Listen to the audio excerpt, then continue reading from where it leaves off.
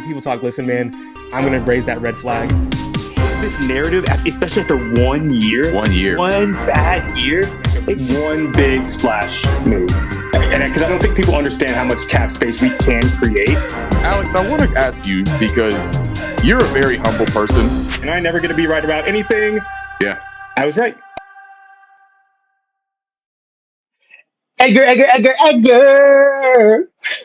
What is up, man? I feel like you and Ricky are like friends now, so like I got to do the exact same thing I do with you, what I used to do with him.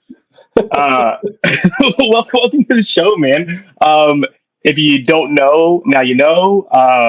Edgar has just started a podcast with Ricky Rains, who I used to co-host with, so now they're best friends. Well, me and Ricky used to be best friends. He doesn't even bring me up ever on shows. He doesn't respond to any of my texts, all that stuff. He'll like respond to me on Twitter before he'll respond to my text. That's how bad it's gotten. So whenever you talk to him again, just tell him, hey, you gotta send Alex a text every now and then. We'll do. No, I'm just kidding. We were just texting earlier. So thank you so much for being here. If you don't know Edgar, he's at Panthers analyst on Twitter. He kind of thinks similar to me. It's all like analytics based, where he comes up with his ideas for trades, free agency, and the draft. But I'm not going to say it for you. I'm going to let you say it. So Edgar, tell us about how you approach this stuff, and tell us about Draft Crush. Yeah, so I know it's in my Twitter handle, so people bring it up all the time too. So it started back in January 2011, and so this is a long time ago. 14 years ago? Yeah, no. And so names like that were available back then, and to be honest, especially since it was so new, like what I was craving, and maybe you're the same way, Alex. And for people who don't know me, I'm in Los Angeles, and so I'm a Panthers fan out in Los Angeles. Just the short story is, when I started liking the NFL as an impressionable teenager, there was no teams in LA. I'm a very LA person, but there was no NFL teams in LA. And so the Panthers started in 1995, and I said, you know what, I'm going to pick that as my favorite team. And so I'm a glutton for punishment. I made some poor decisions as a teenager that I'm still paying for in my 40s. But I know, I love it. And so part of the reason why I became Panthers analyst is because I was looking for the things I wanted to consume. And so over here, back in the day, there was only magazines. There's not really Panthers content that was out here. There's no YouTube, no podcasts, no shows, no nothing, no national coverage. And so I just I'm just going to just put all my thoughts out on the internet. If anybody wants to follow and look at it, cool. I think it really grew when I started writing for some of the major sites, SB Nation, Cat Scratch Reader, and SI, and Panthers Wire. And so a lot of people just got used to seeing my stuff, my name. I'm unique. I'm Filipino. There's not many people that look like me that are out there in this. So I'm a unique person. And so that's how that following happened. And then, Draft Crush was a brainchild of Ricky and I's. And so it was, I guess both of us are both draft nerds. I'm sure you are too, Alex. And so we just said, he really put together a board last year and really, really started to put his opinions out there, which is amazing because, especially in the Twitter world, to put your opinions out there, you're at the risk of tons of scrutiny. And so he put out a board, and I've been really known at looking at analytics, looking at data. And I know that that's not the only way you evaluate players, but I'm an adult. I have a job. I have kids, and so I don't really watch as much film as I'm not a scout. I'm not. Oh, me, yeah, professional. Yeah.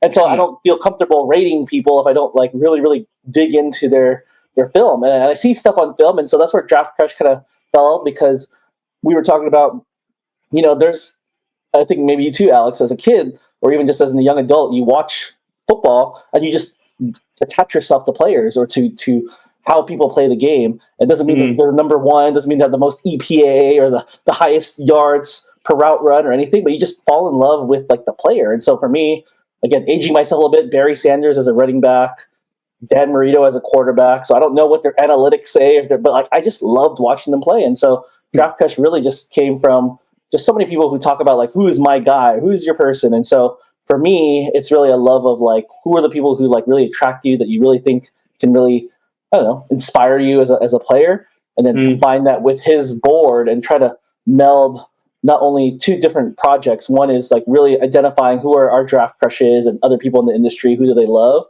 and secondarily, like as Panthers fans, putting out a board that we think based on reading tea leaves. And you're a very analytic, Alex. You look at all different stuff as well, but like based People on talk, listen. Yeah. People's thresholds, people's interviews, who they're talking to. I really made a name for myself in years past, like really predicting who the Panthers were going to do. And it's not because I have any sources; I have zero sources, but just reading the tea leaves and analyzing what they're saying. The Panthers are not a covert operation; like things are pretty open, and so this project really was the culmination of all these different pieces that we've all fell in love with. It's like, well, we just put this together and put the content out that maybe people will enjoy. Man, Ricky is so. I've never seen anybody love the NFL draft like Ricky does. Not only that, he made me do a lot of this stuff because he was like, "Hey, Alex, we're gonna be in the show together. We're gonna have to compare like who our mocks are gonna say in the 6th round." I was like, I don't know. I watched maybe film of the first 10 players, maybe. But I'll tell you who I think what position we might pick based on historical data. Like I can tell you that, but I actually did do it last year, and I was pretty terrible at it. The first 2 rounds, I was great. I was actually really, really good in the first 2 rounds. But I don't know. Not past that, I have no clue. But me and you are kind of like the same way. We did it, and I gotta say I'm sorry again because I don't know if I've actually even said I'm sorry to you. So we did a final mock like the day, like a day or two before the draft, and I was in middle of nowhere, North Carolina, where my wife's in-laws live, and they just can't get fast internet. Like they're in that small of a town that they have internet, but they don't have fast internet. So I'm up all night trying to download this.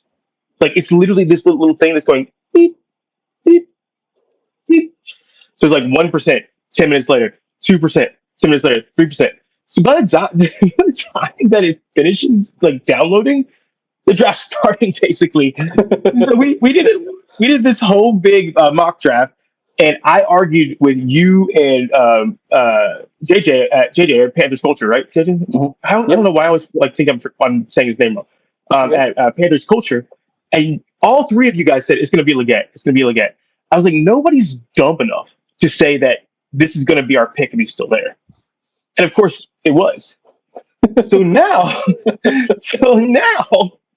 I'm like, okay, well, they're just going to say what they're going to do. Then Morgan coming out and saying, we're looking at big schools that have winning traditions like Ohio State, Georgia. I'm like, so they're going to do that because that's exactly what they did last year. Mm-hmm. Is that what you think? Or do you think that is going to be held to a very specific, like we're only going after these winning schools, like schools that were in the like Final Four or something? Or do you think that was more of just kind of just big schools that have a tendency of winning? It's a good question. I mean, Dan Morgan, it was only his first year last year. And so even though I've had, a good hunch about what the Panthers are doing, once they switch over to a new regime, all bets are off. And so it's hard. As you know, the best predictor of future decisions is like past decisions, right? And so Last year, Xavier Leggett, Trevin Wallace, Shaw Smith-Wade, none of them are blue blood college football programs. And so until he actually does it, that's what I'll believe. But as of right now, it looks like even going a little bit into the Federer era, like toolsy, traitsy, athletic tools, not necessarily production, but at least the upside of potential. But they haven't fallen in love with like you must have X, Y, and Z stats or X, Y, and Z production. They've been really, really, really up on like athletic traits and potential upside. So here's my problem with that because that's what they've all been preaching. Like Dan Morgan Fitterer, it's always been like athletic score. Like we're gonna get like raw talent and we're gonna develop them. But they like John Salmingo was that guy, right? And he gets traded a month and a half in. So are we really developing these guys? DJ Johnson, I mean, he's shown a little bit of flashes, but now it's like 2 years in, and what's he got another year left on his contract? Are we just going to develop him to just go to another team? Are we going to keep doing that? I mean, I'm not going to say it's nonsense, but it's kind of nonsense to say we're going to develop these guys and either trade them way too early or trade them or let them walk at their free agency. Mm-hmm. What do you think about that? Do you think that do you think that's think about Brian Burns? Brian Burns was a raw player. We let him walk. Mm-hmm. So I know it's a new era of Panthers, but these teams that get guys that can play right away, they're the teams that win. Because if you get guys in a cheap contract that can play right away, you're good. So just your idea of that, do you like the raw talent or do you like I need somebody to play right away? I mean, the cheap answer is both, right? If you have to pick one or the other, we actually talked about this on our first episode of Draft Crush. Like I personally like. I know I'm kind of stealing a lot of these from your episode. Oh, you're good. You're good. I love the upside. I was telling in that episode, I was telling Ricky, like, I think of it as like a major league slugger. Like if you're going to be someone who hits 50, 60 home runs in the Major League Baseball, you're going to strike out a lot. And so it sucks because the Panthers are so dearth at so many positions, and so upside really is painful because you go for the upside, and if it fails, like you're depleted the rest. So like in a dream world, like your roster is stacked. You have so many different players. It doesn't work out. Like you have like 20 different lottery tickets, but like if you only get one lottery ticket and the lottery ticket fails, then like you screw yourself basically. And so I think in a vacuum, upside is always the best because you can't like think of Cam Newton, the most decorated Panther of all time, or in this recent era, and he was the exact, the exact, I don't know what the word I'm looking for is, but like he was the raw ball of clay. Yeah, nobody wanted him at number one. Like we right. reached to right standards of the other NFL teams. Right, Yeah. Blaine Gabberts was the red. Is that who it was? I think I said like Brady Quinn or something. I couldn't remember who it was in that draft. Yeah, Blaine Gabbert. I remember that magazine that looked so weird with like all these busts and then Cam Newton. Yes, and it was like a question: who's it going to be? Yeah. Yeah. And so if the Panthers played it safe then, like we never would have realized the potential of what Cam Newton could be because he had all the raw tools. And so the great thing about them hitting on that, they failed the rest of that draft. Most people don't even know who else was drafted in 2011, but nobody even cares because you hit on Cam Newton. So they had essentially 7 lottery tickets, 1 hit, and so who cares of the rest of them? And so in an ideal world, they should have more picks. Their roster should be more stacked. They should have a luxury of making potential mistakes because they have something to fall back on. But when you have the worst roster in the league and you're making big swings, your failures, like Jonathan Mingo, will look really, really bad because you have nothing else to fall back on. And so I think it's a nice balance that you want to have both, but also considering where you're like, look at like the Chiefs or the Eagles where they're at now. They can take big swings in the draft because their roster is already in good shape. And so it sucks for someone like the Panthers if they have to settle for somebody who already has a maxed out ceiling but has production, but like it's not going to ascend. The team's not going to ascend any farther. So they almost can't win either way. They have to find somebody who's like both raw upside plus production. That's what they should be targeting. Yeah. So I'm going to go a little off the rails here because I really like where you're going with this. Mm-hmm. So everybody wants this to be the Detroit Lions, and I did an episode on this. I don't know if you saw it. What the Lions did is they started overall in the trenches. And they started building out. I have this algorithm that says that the way you're supposed to build a team is quarterback, obviously defensive line, wide receiver, get a wide receiver 1, and so on, right? Mm-hmm. And Lions followed that algorithm like to a T. So you know that no matter what, when you're going to the Lions, they're going to be in games where they can run the football. They can run the football and they can stop the run. We're kind of playing at that where we are still trying to get like skilled players, and like they don't get linebackers because linebackers don't go in the first round. It's a position you can find in free agency. The Commanders, they went and got Bobby Wagner for $6 million, the same price they were paying for Josie Jewell. So you got to hit on. And what did the Eagles do every year? They always get defensive tackles. They have a plethora of defensive tackles, and they always. And then they hit on their linebacker, but they get pass rushers. They always have linemen. They can just rinse and repeat of that. So the Ravens. So they always draft these guys early, and then they hit on their receivers and backs and stuff like they had Gus. just think about last year with the Ravens before they got Derrick Henry. J.K. Dobbins went down. They did the whole league with Melvin Gordon, Keaton Mitchell, Justice Hill, and Gus Edwards, right? But what we're doing is that we're trading up in the second round for Jonathan Brooks coming off of ACL surgery. So we're kind of talking out of both sides of our mouth when we're saying we want to be like these teams, but we're going to be the team that trades up in the first round for a running back. Do you guys see it that way, or do you think there is actually a plan with how they draft, or do you think they're just kind of going best player available on their board, and we're going to trade up if we think that he's an actual first round talent and he's sitting there in the middle of the second round? I mean, another thing that's fascinating is that, they brought in some analytics guys, right? And so his right-hand man is Brent Tillis, who's more contracts analytics. Underneath that umbrella, there's also Eric Eager, who I believe he used to be at PFF, but also other analytics organizations. And so who knows? Dan Morgan has been at the Seattle front office, the Buffalo front office. Now he's creating it. He was with Fitterer. And so he's kind of melding all these different philosophies, for lack of a better word. It's like three different dojos who have different philosophies. And so like I remember at the Seahawks, they were always drafting running backs. Like they were drafting Rashad Penny. And you knew a running back was. We all called running back coming. You knew it was coming. And then they were also known for like really reaching. Like in the first round, like, a lot of their picks were like, "Wow, I can't believe they reached for that." And so I wonder if at their core, his foundation, his first experience in the front office was Seattle, and so maybe his philosophy, at least just I'm judging, is like, if you like a guy and you're a former player and you've been in the locker rooms, you know what a guy likes, is like, I'm just going to take who I like, and I don't care if analytics says no, I don't care if this is bad or wrong. Or I think, Alex, you have more of a brain where you're like, okay, let's see the algorithm, let's see like what's the best way to construct the team. Like I honestly think like, I like this guy and I'm going to take this guy because I like him. He's a football guy. He's a dog. Correct. And all these things, and some teams do that, and they like. I think that Bill Belichick did that, and it was very, very, very successful.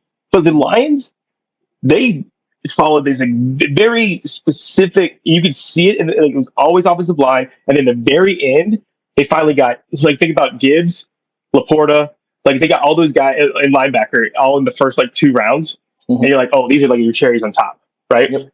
You already got your trenches guys, your quarterback, your wide receiver, and cornerback, and that's just how they did it. But we're saying the same point, so I don't want to like put too much on that.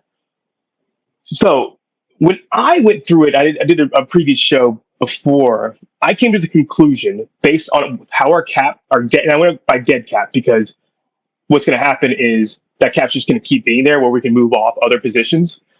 So our dead cap is actually so heavy at defensive tackle because we're still in dead cap with Rashai Tuttle, and we have the huge Derek Brown cap. So I don't think we're going to add a first round defensive tackle, because all that would do is put more dead cap at defensive tackle, and you can tend to get them in free agency because think about Linval Joseph and Ndamukong Suh both going to the Eagles that same year when they needed to stop the run. I've had it so. We don't have a lot of dead cap at wide receiver, which we need, and we don't have a lot of dead cap at defensive end, which we need, and we have no dead cap at safety, which we need. That said, there's been no safety drafted in the first round the last 2 years, and no safety drafted in the top 10 picks in the last 6 years. So go over for me, one, your sleeper in the first round, who can go into the first round that nobody's thinking about. 2, a Panther sleeper that nobody's talking about, and 3, who you actually think, because I know Ricky picked the Panthers pick on your pod. So who would you have picked there if you had your druthers, assuming the same guys are off the board? You can't pick Carter, you can't pick Graham, you can't pick. We're taking Ted out of this too. So go for those 3 for me based on your analysis of the draft. Kind of give a little teaser to whoever's watching. Yeah, man, tough questions. First one, a sleeper in general. I think, to be honest, like we're still really early, and so I think it was. I don't know if you saw Alex, but Daniel Jeremiah from NFL.com dropped his top 50 big board and kind of like always watch Jeremiah drop the bomb. Yeah, drop the bomb because like all the consensus ones were way up. Like he had 2 tight ends in the top 10. Yeah, he had like a different CB1. He had Malachi Starks as safety number 2, and so it helps people like recalibrate. Like, oh, am I really like? Are we really watching the same thing? Are we really? Are we too soon to rush to conclusions? And then now we have the Senior Bowl this week, and so our perceptions of who's a first rounder and second rounder is constantly changing. And so I will say this as talking, at the very end of January versus, as we get closer and closer to pro days and combine and closer to the draft. But as it sits right now, I will say just maybe I can combine question number 1, question 2 in terms of sleeper for the first round. But I think Shamar Stewart, the edge rusher out of Texas A&M, 280-ish pounds, 6'5", long arms. A lot of people at the very beginning said like, oh, I don't know where he fits because he's a little jumbo size for the edge, a little too small for the inside. But now you see him at the Senior Bowl because one of his claims to fame is like, this is a big guy, good at run defense. His claim to fame, run defense. He's super strong.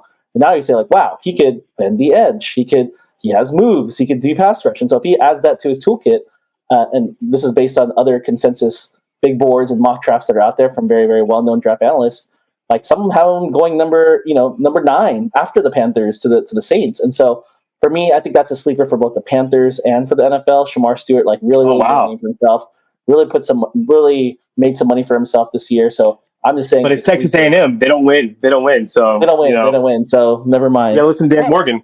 Yeah. But let's see what his raw athletic score is, and then maybe it'll all work itself out. Oh man. Yeah. It's funny, but it's also sad. I know. And then the last question about who I think the Panthers will pick. At this point, I know the hot name is Jalen Walker, the hybrid linebacker edge who has been comped to Frankie Louis from some draft analysts, but he's number 3 for me. I have to be proven, or it has to be proven to me that they're going to take a risk on somebody who doesn't meet the size and length thresholds that they have. And so in terms of what I would do, like so Ricky picked James Pierce Jr. so I did odds and he did evens and he had the Panthers pick. And then with the major names off the board, like you mentioned, yeah, he went James Pierce Jr., who's been comped to Brian Burns. So I think it's ironic that the people that we're comparing or thinking about at this pick as comped to Frankie Louis and Brian Burns, we could have just kept them. But I think I think they like size. So I think someone like Shamar Stewart, and I also think someone Michael Williams out of Georgia. My number 2. Got 2 guys who do not have the traits the production, the sacks, the numbers that you're looking for, but they are just big, athletic freak shows who have, and then lucky they have the senior Shamar. Shamar has the Senior Bowl to fall back on, but like have the production on tape where it's like, wow, that's Abdul Carter like, right? Like they absolutely have the right they're going to be a really good edge. Like they still haven't shown it yet on tape. Yeah, you're kind of predicting that they're going to get there, right? And so I still think, as of now, end of January, those are the type of guys that I think they're going to be looking at, just because he's shown in the past an affinity for the toolsy, traitsy, lengthy, fast, big, strong guys versus the production, like James Pierce Jr. But the thing that sets him apart is that James Pierce played for Tennessee and Michael Williams played for Georgia. So we're talking about teams that win. So I'm gonna say this first, and I think that's also a good transition to my next topic. So I picked and this isn't my personal opinion of how I feel about these guys. I kind of always preface this stuff. I'm not picking this, but I always come back to Emeka Egbuka at 8. I always come back to it, or like a small trade, or always a small trade. Yeah, or always a small, because honestly, to be fair, I like Burden better. I like Burden as far as one upside, and 2, I just think that he's what Canales likes as far as your Tyler Lockett kind of player, right? Like you think about Tompkins that he follows him around. Trey Palmer he drafted. He always think about Seattle back in they had Percy Harvin. Like he likes those kind of dudes, and so does Morgan. Like think about Ray McLeod was taken by the Bills. They brought in John Brown, Cole Beasley. Like they like the small shifty guys that can break a play. And honestly, we do need kind of a game breaker. But there's 9. So I looked at the PFF top 100. Only not PFF in order, but like the top 100, because I think that's probably about right. The top 100 players that are out there in the market. There's 9 wide receivers. There's 15 edges, defensive ends, however you want to say it. Panthers got defensive ends. They get defensive ends in free agency. They can't get a receiver to save their life. Maybe they will. If they will, man, I hope they do. I'd even take like Elijah Moore. I really do hope they do, because this edge class is so nice. But it's year 3 of Bryce. You have to give him talent. You have to. You can't just roll out. You don't know what Thielen's going to do, and Thielen's probably going to miss half the year again because he's 35 years old, and old guys can't play 17 games. So you're putting all your eggs in the Xavier Legette, who's not a high volume receiver, and the Coker, who's not a high volume receiver, baskets. So 1, I need a high volume receiver, Emeka Egbuka. 2, I need someone who can get open quickly, can play inside and outside, because I don't know what these other 2 are going to do, because they're second-year players. And that's been starting for 3-4 years, so he can come in pro-ready. It kind of gives me like Lad vibes, which I'm going to get into Lad. He's not Lad. I think Lad's better, which is weird because Lad went later. He's just a different kind of draft. But I think you got to hit receiver, because I don't think there's a lot of receivers left in the draft. But if they got it in free agency, it would be awesome. It would be the bee's knees, you know. But and he went to Ohio State, which is the first school that Dan Morgan lists. So I got Egbuka number 1, I got Dale Williams number 2, and I got Jalen Walker number 3. Ohio State, Georgia. Speaking of Lad, so talking to, like, last year I did the draft show with Ricky, and we brought in a bunch of guests, and you were one of the first that came in. And you did, I wasn't there for this because I had to go, but you did a mock with Ricky. Your mock went Lad number 1 at 33, and he was there. Zach Frazier, number 2 at 39, and he was there. Who is 5th amongst all centers as far as PFF grades. He was 5th as before they gave out who was the finalist for the award, and finalists for Offensive Player of the Year. They put a center as the 5th best odds, which is bananas. Then you went Excel, which is good on you because we actually did draft Excel. He didn't shoot up the boards yet. You went him, then Fisk, who wasn't there, and you guys then went to Kalen Bullock. Now, Kalen Bullock started 13 games, had 5 interceptions, and had 54 tackles and 1 fumble recovery. And then you said Tyree Jackson, who unfortunately passed away, but he was on track to become the starting Vikings cornerback. But it was between him and Cam Hart. Cam Hart ended up starting 6 games for the Chargers, and it was like a half a sack, 37 tackles, and 1 fumble recovery, and there's in 14 games, but he started 6. So those are all legit players that all could have got picked where we had them. That is no matter what we say, no matter how much we like our guys, that is a better draft than what we drafted. It just is. I think Xavier Legette can be better. I don't think he's going to be live and cocky, right? Mm-hmm. We traded up for Jonathan Brooks knowing he had a torn ACL. We knew we needed a center. On that podcast, we said there's no way Corbett is going to stay healthy.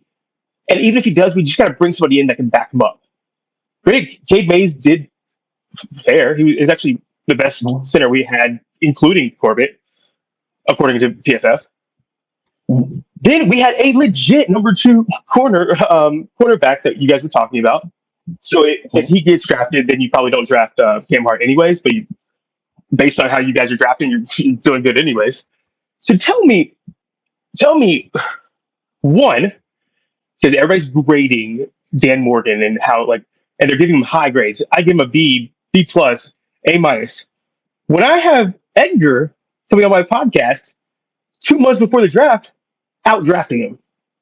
This is instead of free agency. Let's just say this.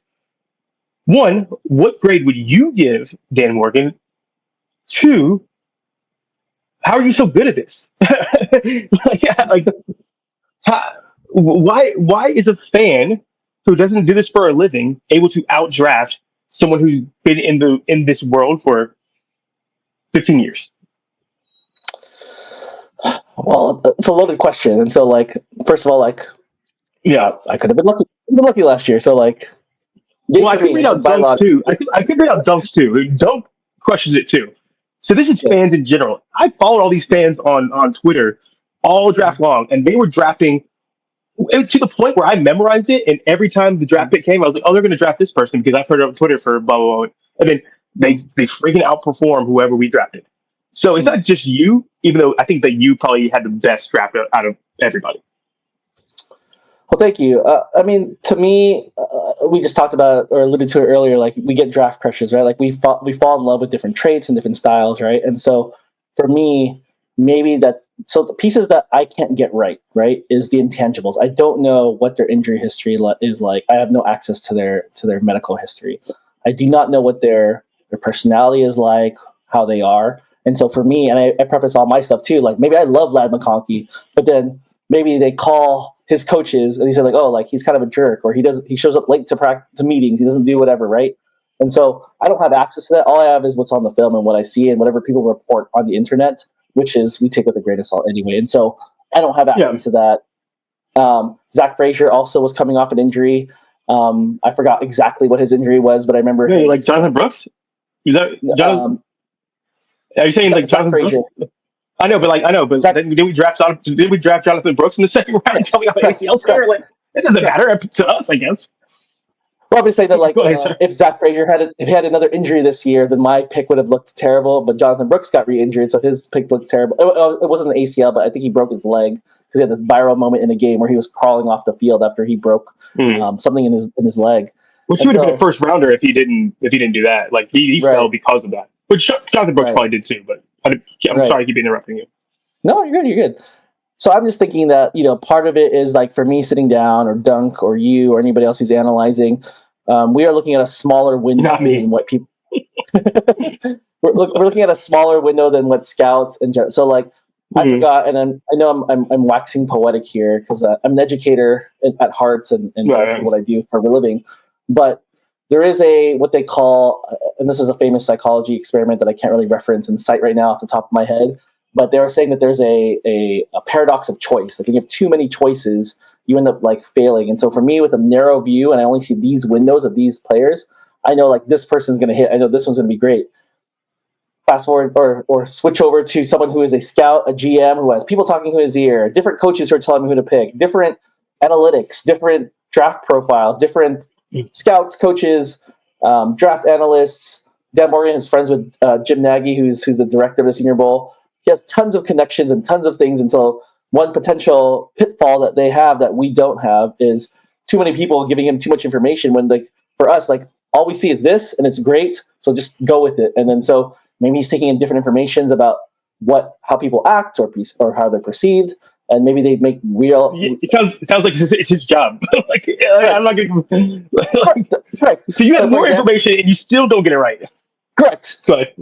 And so, first of all, it is his first year, and so there are some sort of, some graces we should give because everyone's their first time and stuff.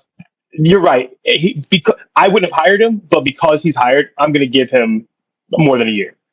Yeah. Maybe 2 games into next year, and then I'll bench him. and I do think that there is a level of, Scott Fritter, when he did it, there was rumors and reports about, like, his process wasn't the most sound, and so there's a perception that Dan Morgan is actually having a better process, but he jumped in a little bit late into the process because he was hired in January, and so I know he was there before January, though. He was there, but he was identifying players all last year for this. I'm sure. I'm not buying that. I'm just saying, like, someone like Dave. So here's an example. Give me an example.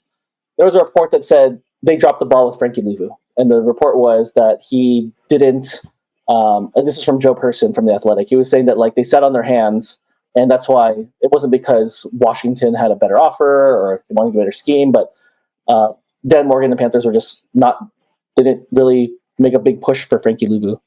And so one thought, just a conspiracy tinfoil hat type of thing.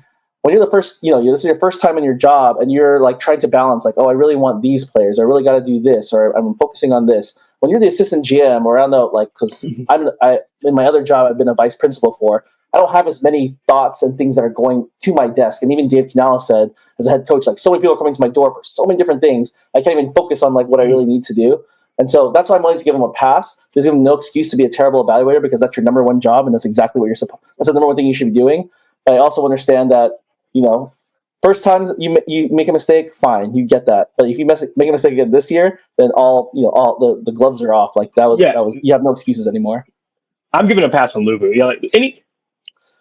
If we don't extend guys, we give them the possibility to leave. So anytime that you get to the end of a contract, why do you think we extended Chuba Hubbard?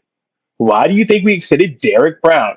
So Dan Morgan did the bare, like, I'm not saying this is a bad thing that he did it, but I'm saying this is a bad thing for Scott Fitterer. He did the bare minimum that you're supposed to do as a GM. You don't let them hit free agency.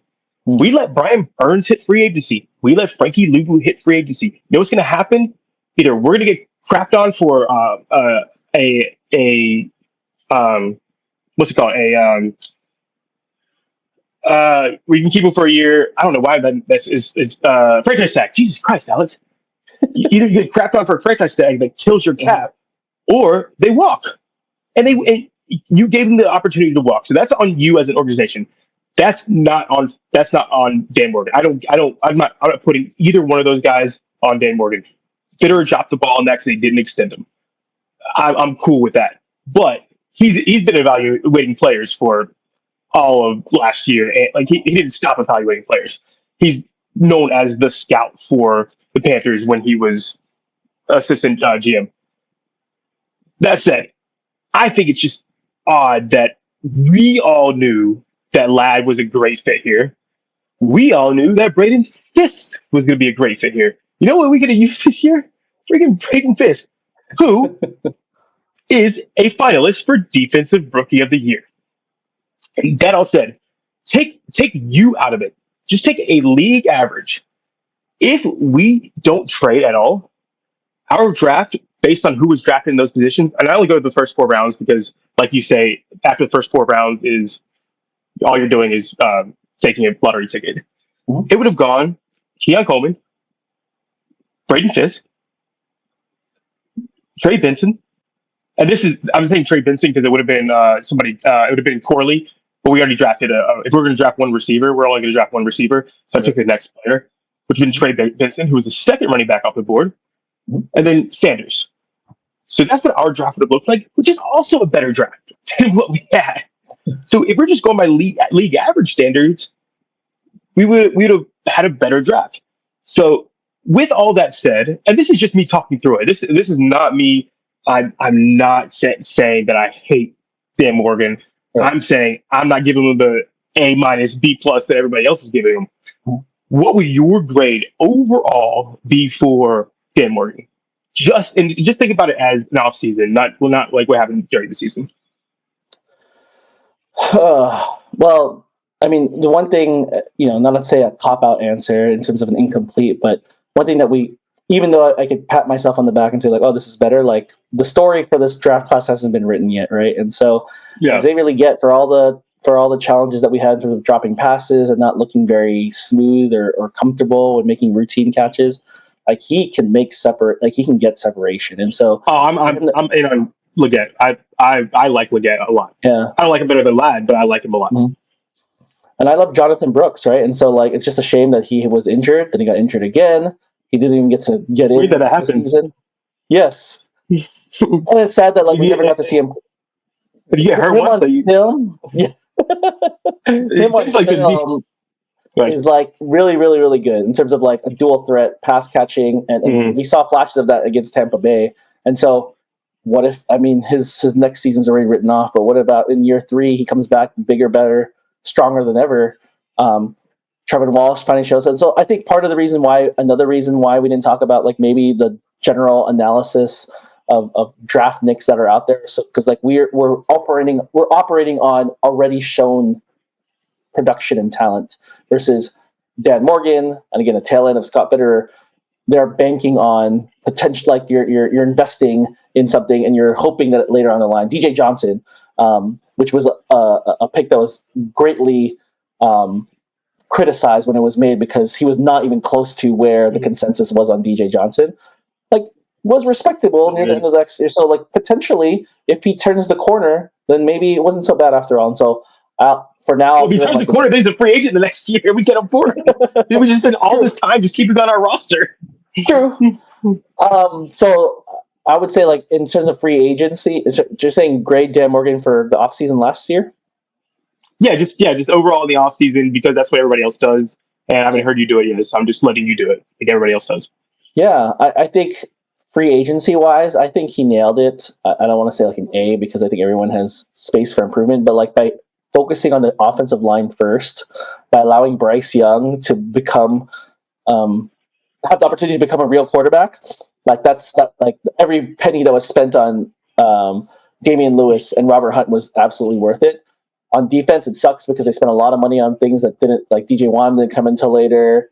Obviously, Derek Brown was hurt, so everybody else had to kind of like shuffle up. Everybody had to like work up. Like they're probably meant to be more depth, but now they're starters. Obviously, Josie Jewell got hurt. Jordan Fuller didn't play very well, and so like on the defensive side, like that's almost like a fail. They luckily got Mike Jackson, which was like a lucky trade for them because they got somebody for somebody that was going to be cut anyway. Sure. So yeah. I would say like free agency wise, like it wasn't so bad, but like the draft again, I would see like TBD because it wasn't like the best returns in year one, but who's to say that like their career's finished? Like they still have an opportunity to turn it around either next year or the year after. Yeah, and I'm not gonna. My thought process is on tape. Like it's not. Mm-hmm. I don't need to. I'm not gonna argue with you. I just wanted to give you a chance to give it a grade. So it's funny that you say that Dan Morgan did a great job by getting a line so Bryce could succeed. Mm-hmm. 2 games in, Bryce is benched. I immediately lose it. I think I was like, you don't play him in preseason. You all off season. You basically, and I'm not going to, because everybody just like puts this in just like very simple terms. You were brought in there to fix Bryce. No, he wasn't. But he did say that Bryce was the reason that he came in, right? Mm-hmm. John has his idea of he saw the locker room fracturing because of Deontay Jackson, and he wanted to make sure that Bryce wasn't the problem. It was actually Deontay Johnson, right? That's his like tinfoil hat thing. Mm-hmm.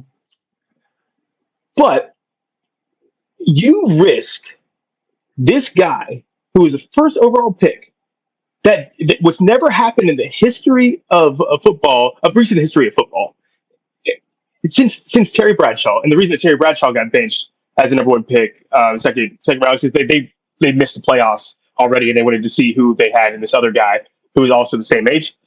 So he wasn't benched because of play; he was just benched because they were already out of it, right? Mm-hmm. So in history of football, it's never ever happened. And when it does, these guys get moved on from. Zach Wilson got moved on from. Sam Darnold got moved on from. Kenny Pickett, Geno Smith, like all Desmond Ritter. These guys, when they get benched, they always get moved on from. Mostly because you can't bring them back because they get mentally weak because they think that they have to overperform and then they get tight and all that kind of stuff. Mm-hmm. And even Canales said that it wasn't because of Bryce. It was no big plan. It was because that week he thought that Andy was the best option to play. It was every week he thought Andy was the best option to play. So we bring in this line to help Bryce. Bryce is our number 1 pick. In 2 games in, and Canales has benched him. Everyone is excited because we beat who ended up being the 4-13 Raiders, right? And we have this great game. So let me go off to the guys. I was going to go through the guys that came in when, and this is because guys got hurt, not because they got benched. So we're going with Jameis Winston. His first game in, 334 yards, 3 touchdowns, 0 interceptions. Like, is that the best guy to play? Joe Flacco came in, 359 yards, 3 touchdowns, 0 interceptions. Cooper Rush, 354 yards, 1 touchdown, 1 interception. Tommy DeVito last year, 246 yards, 2 touchdowns, 0 interceptions. Gardner Minshew last year, 227 yards, 1 touchdown, 0 interceptions. Maybe they come in and do well because there's no tape on them. Like they're not preparing for that to be all offseason. They think it's going to be Bryce. And then afterwards, Andy goes, because Andy, I'm going to give Andy his props. First game, 319 yards, 3 touchdowns, 0 interceptions. Right? Because he's the first game in. Then he goes 222 and 1, 136, 1 and 1, 221, 2 and 2, 93, 0 and 2. So I just want to go through this because I'm getting to my point. The 5 games before that, so that averages out to 197 yards, 1.4 touchdowns, and 1.2 interceptions. The 5 games before that, because I can't say that he was with the Panthers the whole time, so in the New Orleans Panthers together, he threw for 196, 1 and 0.4. Pretty much the same, right? Mm-hmm. In Chicago, for his games after the starter got hurt, 251 and 2 was his average. And in Cincinnati, he went 208, 1.4, 1.2. So it's the same basic average that he had. And he went 1 and 4. Chicago, he went 3 and 2. It's good for Andy. And then 1 and 4 with the Panthers in New Orleans. We've seen this. We have analytics about this. We know who this guy is. We understand that this guy isn't going to take you anywhere, right? Mm-hmm. Why in this world, one, were the fans so desperate? Because I'm going to just bring up what we had. There's a mental health tweet. What's helping your mental health? You said Andy Dalton. And I was like, what? Like, basically. So that's like kind of like a little inside joke with us. Mm-hmm. But so I was already upset that we were doing it. So I wasn't thinking it from any kind of point of view except for you guys are dumb. From a fan point of view, because you were kind of on the side where Bryce kind of needed the advantage. Andy was playing well. We saw what the Panthers could do in a Canales offense. What was your thoughts about that? Did you think Bryce would ever come back in? Were you ready to move on from Bryce? How did you think that this whole scenario was going to play out? Yeah, I was really upset when it happened because of the messaging. And so those first 2 games, he didn't even look below average. He looked like someone who was completely out of his element. And so part of that was he should have played in the preseason, right? Part of that is things are out of control. I mean, there's rumors about things that were going on in his personal life that might have affected his ability to play. But he had the pockets. He had people that were open. Mm-hmm. I know you mentioned Deontay Johnson as a possibility of kind of bringing his game down. He started terribly. The first pass of the season was an interception, right? Yeah. And so I understood at the time like why they need to send him down because he wasn't even as good as last year. Like then that's saying something because last year he had 6 left guards, he had 7 right guards, he had no time in the pocket, he had no wide receivers who could separate. Those who watched the QB school know that like it was not his fault. Like there was no quarterback on this planet that could have made something happen out of last year's disaster of playbook and offensive line and playmakers. That combination and the loss of 3 different play callers, like just that combination of madness. Most people could say like I don't know any quarterback on this earth who could have survived last year. But this year you got the coach, you got some playmakers, and you got an offensive line. And so you still look even worse than last year. Like what the heck is going on? And so him being benched made sense to me. What didn't make sense to me is like what Dave Canales is known for being a very, very, very good and clear communicator. And so when he has no real good answers for why are you doing this, I was like, what the heck is going on here? And so I thought to myself, like, if you're going to bench him, it made it sound like he was benched for good, and they were going to try to look for another quarterback and potentially trade him. And I said, that's a terrible idea. If you said, hey, we're benching Bryce Young, he needs a reset right now, we're going to come back to him. He's still the future of our franchise, but right now, like, he's not at the space where we could put him out there on Sundays and give us a good shot compared to Andy Dalton. But we'll revisit Bryce Young. He never said that. He just said Andy Dalton's the best. Hey, what do you think about this? Andy Dalton's the best this weekend, And so like it left fans to create their own narratives. There's also a narrative about like he was never going to go back to Bryce Young unless Andy Dalton got into a car accident. And so for me, the most frustrating part was that messaging. And so I would be tweeting things like, just trade him and get something for him. If you're not going to utilize this Ferrari, then like get something for it. And it sucked because at the time they're like, oh, they'd be lucky to get a 4th round pick or a 5th round pick. And so for me, I was more frustrated about the messaging and what their supposed plan was. But it was very evident that at that time, like Bryce Young was not ready for prime time, and he needed some sort of reset. And like by luck would have it, like that reset, him like being benched, he needed that story, he needed that journey for him to become the person that he is today. And so like I don't think Bryce is the quarterback he is today if he stayed starting the whole time. Oh, sure. So, No, I completely agree with that. Yeah. Right. And so if the messaging were better, where you're saying like, this is part of like where we think he could be, I think it would have landed better with fans. But I think that's what put a bad taste in my mouth, is because I felt like they already gave up on him. Sure. And here's what happens is that I do bring this up quite a bit, and not to harp on what actually happened, because I agree with you. I think he did get better because of it. But I think that's because Bryce is an alien, and he has the mental toughness of like somebody I've never. It's insane. But what you're basically telling your whole so you have a locker room of guys that voted Bryce Young captain, right? They chose him as captain. They believe in him. You have Blueprint saying how much they believe in him, and then the narrative with the people in the Twitterverse is that you're losing the locker room, your bench. They don't believe in him. For 2 games, did you see how many bad quarterbacks we had in the first game of the season? Everyone's awful the first game of the season, and the second game of the season, it was as bad as like he had like 87 yards passing or whatever, but it wasn't insanely bad, because first 2 games the Chiefs blew out us, and then they blew out the Cowboys back to back. I mean, the Saints just got hurt, which they're going to, because they're old. You knew that was going to happen. Mm-hmm.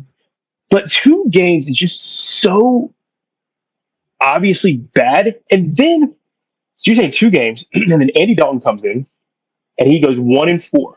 So you're 1-6. So Andy gets 5 games. Your number 1 franchise quarterback gets 2. Andy Dalton, who we've seen for the past 3 places he's been, has been the same exact guy, gets 5. And he was going into next week as the starter until he got in a car accident. What is that like? Are you giving up on the season? You're 1-6 and you're not making a change at all. You're not making any kind of change. Your defense is still horrible. You don't give a shit about that. You've lost 4 straight. You're still rolling with Andy Dalton, who just came off a 93-yard game and lost to Marcus Mariota 40-7. And I'm with you. It's the messaging. Like, if I'm a shareholder of a company and we have 4 straight bad quarters, like a full year worth of bad quarters, because you're talking about 4 games, and the last quarter is the worst that we've had in forever, and you're just going to keep on going with the same CEO, or like same whatever, whoever you're saying. It's just like how you and you're not giving the fans anything. So like you said, we're even creating our own narrative. It still bothers me, and it still bothers me that even when Bryce was in the game, he didn't commit to Bryce. Like, Andy Dalton was coming back in, and he's like, "Oh, I held Andy out. Like, I needed to protect him." And then Bryce just kept earning until they just couldn't do anything else. They had to start him. And now it's all like sunshine and roses. Oh, we have our quarterback now. Oh yeah, you weren't saying that like for 14 games. So that's the only thing that really, really bothers me. That one, it isn't addressed. He never addressed it. He was never demanded to address it. Morgan was never demanded to address it. They all really quickly were cool to bench him. Really, really cool. Like, he said he was the quarterback, and then overnight he looked at film, and before noon he was benched because Morgan was like, "Oh, yeah, I'm good." Tepper's like, "Yeah, I'm good." Nobody was like, "Yo, this is our." So that's what makes me think: was this pre-planned? Like, I'm just going by tea leaves, just like you go by tea leaves. Mm-hmm. And I'm not trying to create a narrative. I'm just saying, like, exactly what you said. Address it. How are people going to, and the whole offseason, they're thinking about how, because they're doing the same thing I'm doing. Mm-hmm. The whole locker room is saying, like, what were they trying to do? They were 1-6 and they were still going with this old guy. We were going to the playoffs. We were 1-6. It's never happened before the team goes 1-6 and makes the playoffs. they won't give Bryce a start.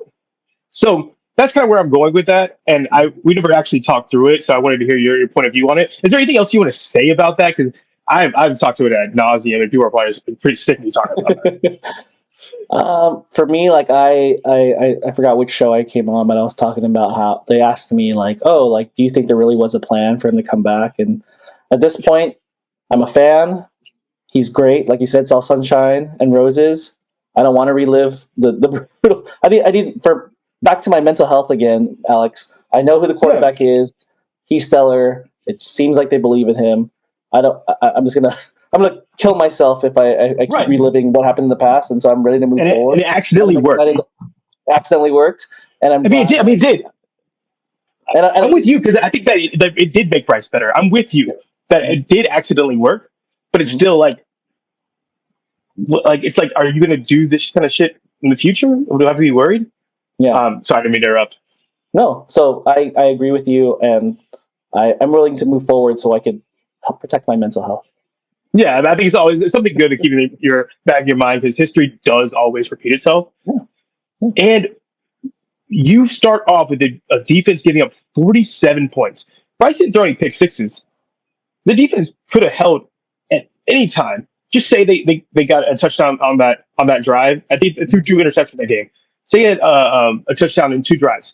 You still gave up 33 points. You averaged 31.4 points against all season.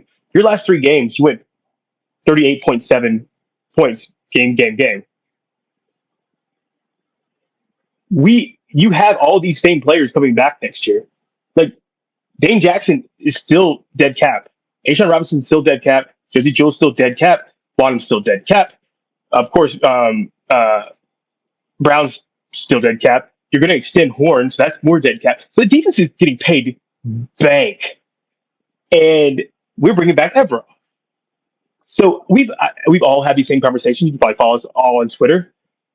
Give me your just like quick thoughts on what you think about Canales, Evero, Morgan, and if they can actually take us to the next level, or is it like a steady the ship kind of like staff that we'll have to bring in our Andy Reid to get us, like that next coach to get us to the following level? What do you think about this regime as is?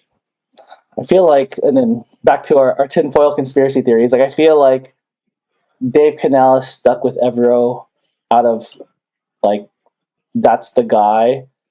I feel like there could have been a guy he wanted, or it could be better than Evero. Maybe maybe there could have been like the big hot rumor was Robert Saleh, who was the head coach of the Jets, who was defensive coordinator for the 49ers, who has a connection with Dave Canales when they were in Seattle. He went to the 49ers. But I think that, again, tinfoil part here, I think that maybe he wanted somebody to run the defense. Maybe it didn't work out. It's like, okay, I'd rather go with the devil that I know than the devil I don't know, and wants to give him another shot because Evero is not a dummy. He's not a terrible defensive coordinator. I think he has proven track record of having a decent defense. But as Dan Morgan admitted, like I know they paid a lot, but the depth was insanely terrible, right? Like they have nothing to back them up. Like so between the injuries, between the lack of production, there was nobody else. Like they're literally scraping at the bottom of the barrel to fill in at edge, at corner, at linebacker. The last game of the season, the linebackers are basically people off the street. And so Morgan will take his lumps. He's going to figure it out in terms of like getting the depth that was supposed to be there. You say he's going to, as in like it's definitely going to happen, or you think he's going to figure it out? I think you hope that he figures it out. I think Dan Morgan's going to try to replenish the cupboard. Oh yeah, he's going to try. Yes, to the point where it's like Evero has no more excuses, and so I think they went with him because they didn't have a better option. There are some excuses that are built in. Derek Brown is injured and whatever. Sure, yeah.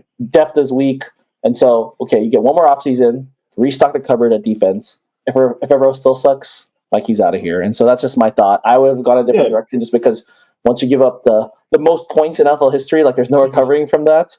Sure. Who knows? Like Bryce Young had a redemption story. Maybe Evero has a redemption story. We'll see. Sure. Yeah. And I'm very much for, we got it. We're not going to get free agents if we keep changing over every single year. We suck at getting free agents. Like good free agents. The best free agent we've gotten in 10 years is Robert Hunt, and he was PFF's 18th best player. Like we don't get high level free agents. PFF's top player right now is T. Higgins. We ain't getting T. Higgins. I'm sorry to tell everybody we ain't getting T. Higgins. It ain't gonna happen. We just don't get those guys. So you got to have some sort of stability to do that. And I understand it's everybody's first try, but injuries, man, you know how good Derek Brown is? Wilkins for the Raiders is pretty freaking good too. He got hurt. Mason Crosby got hurt. That team got lost all these dudes over in Oakland. They were the worst defense of all time. The Lions lost everyone. Like they lost their whole defense is gone.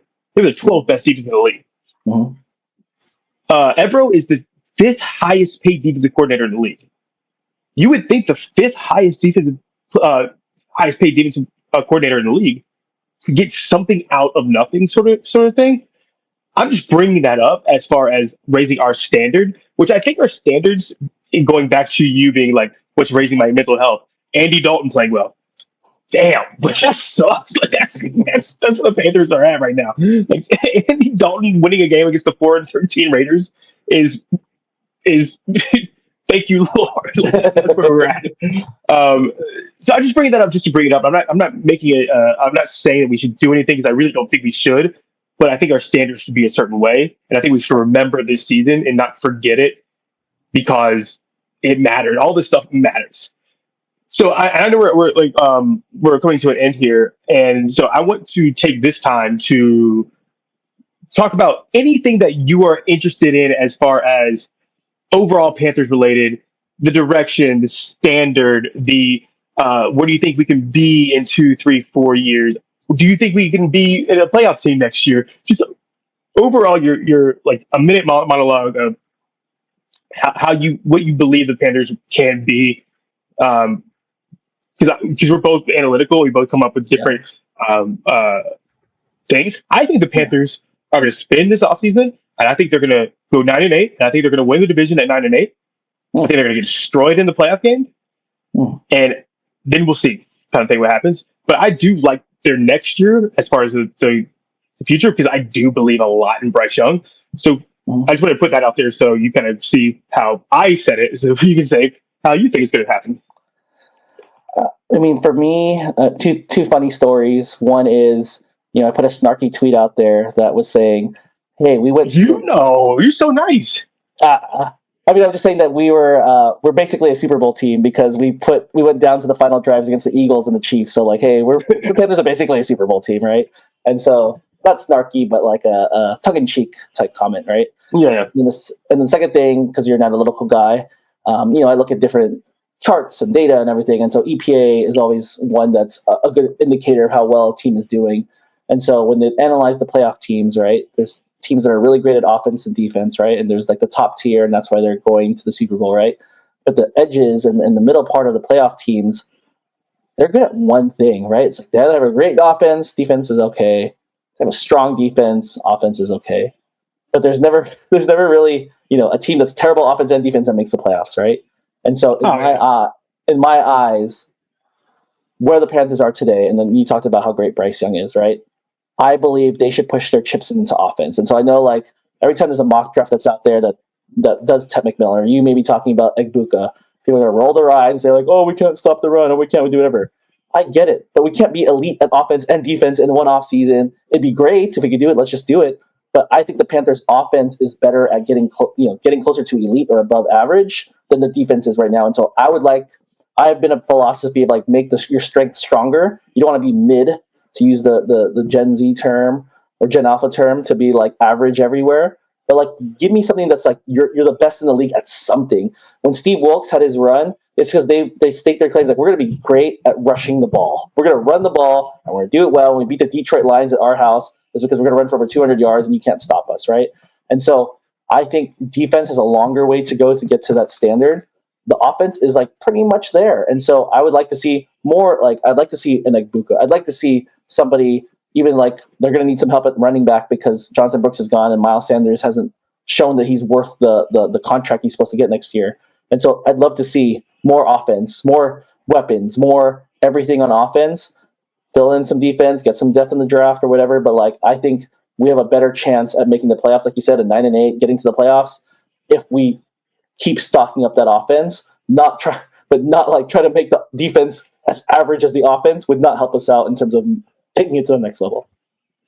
Yeah. So the highest paid defensive coordinator in the league is Vic Fangio, and he had the number one defense in points against, and that number one defense led the Eagles to the Super Bowl.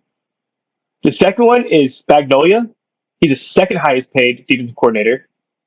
The Chiefs are third in points against, and they're going to the Super Bowl. Brian Flores is tied with Evero for the fifth highest paid defensive coordinator, and he had the fifth best defense points against. Evero is tied for fifth, and he had 32nd. That's kind of my point. So, like you said, Patrick, it's coming together for the Chiefs because the Chiefs got Hollywood Brown back, Worthy's getting to that next level, Juju's getting healthy. Like, they brought in DeAndre Hopkins. Also, yes, I know he got injured. Why did we do that? You know what the Lions did? They brought in Zadarius Smith when they started getting hurt. Mm-hmm. We knew we were bad defense. We saw the Chiefs Saints beat us 47 points. Yep. 3 games in, we were on pace to be the worst defense of all time. Mm-hmm. We didn't bring in nobody. Like we didn't do anything. And that's kind of also my point with like Morgan's like, is your plan just to play for this year? And I kind of think the answer is yes. And they didn't want to actually actively say that. I think it actually is like to play for this year because I've been saying for the longest time, this is the year we're saving cap for. We're going to go all in this year. It's setting up that way. Year 3, rookie quarterback always happens that way. Read the tea leaves. We were 1-6, and they still stuck with Andy Dalton coming off a 40-7 game. Like, I think that it was a tank without saying it's a tank. Mm-hmm. But I honestly think they were tanking for quarterback, and Bryce just overplayed it. But we still have 8, and I think there's still elite players at 8. But I actually, I think it's the first time I ever said that out loud. But I think that this is going to be the year we're going to spend. I just get uncomfortable with why are we left out of the loop. Can you give us something? Why is Evero? He's got 5th highest paid defensive coordinator, and he's 32nd when Brian Flores is 5th, and he is the 5th best defense. Because you know who's on that Minnesota defense? Shaq Griffin, who was on the Panthers last year. Rouge Hill was on the Panthers last year. Like, yeah. Wanham, who was on the Panthers this year, who was on the Vikings last year. Like, yep. We're getting the Vikings and Panthers are correlated, except the Vikings have a good defense, and ours is terrible.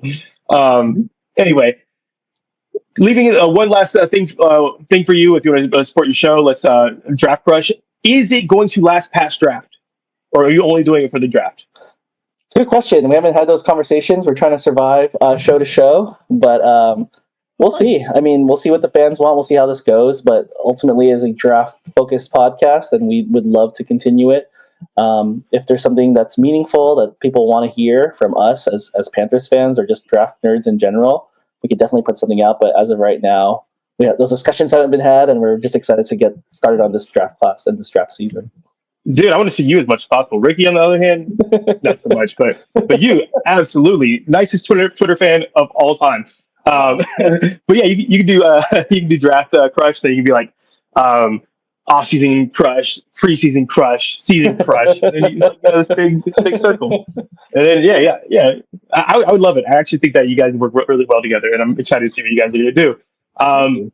So that's all it is for me. I'm 8 minutes over what I was going to help you at, but I think that's better than we did when it was me and Ricky. So I hope that's okay. And I really appreciate you coming on the show. Any last things that you want to say?